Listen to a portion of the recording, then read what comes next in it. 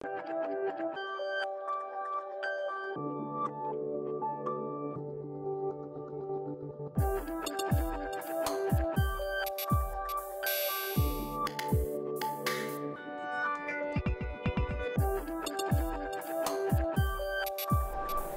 Day en direct de la Cité du Cinéma, toute la journée en direct pour parler des objets connectés. Dans cette grande famille des objets connectés, il y a aussi les grands fabricants, en l'occurrence Acer qui nous rejoint en ce moment. Bonjour. Bonjour Fabrice, vous êtes Bonjour. le responsable pour la France et l'Europe du Sud des smartphones et objets connectés chez Acer. Fabrice Comportillo, quelle est la stratégie de ce grand fabricant taïwanais en matière d'objets connectés?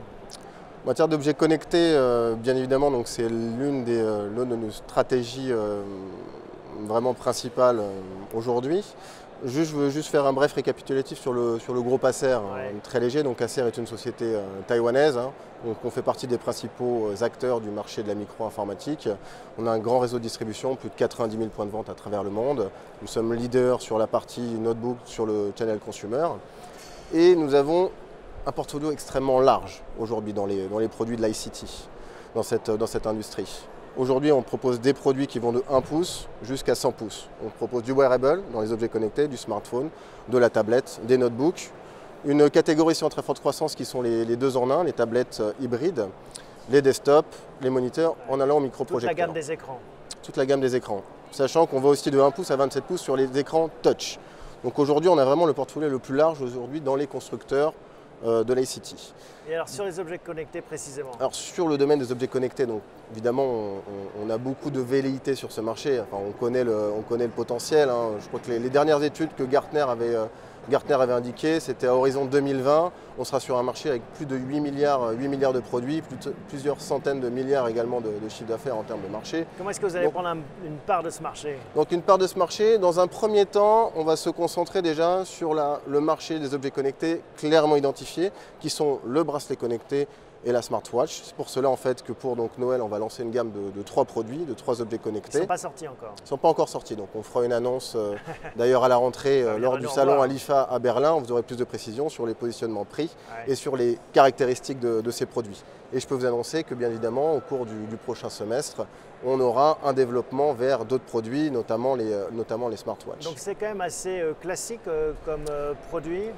C'est assez classique et encore une fois, c'est vrai que le produit n'est qu'un vecteur aujourd'hui. Ce qui est important, c'est la donnée, bien évidemment. Donc ce qui est important, c'est de pouvoir la traiter, de l'analyser correctement. Et nous, chez Acer, alors chez Acer, en fait, on a une business unit extrêmement et clairement identifiée qui travaille sur la partie cloud, en fait, qui fait partie intégrante chez Acer.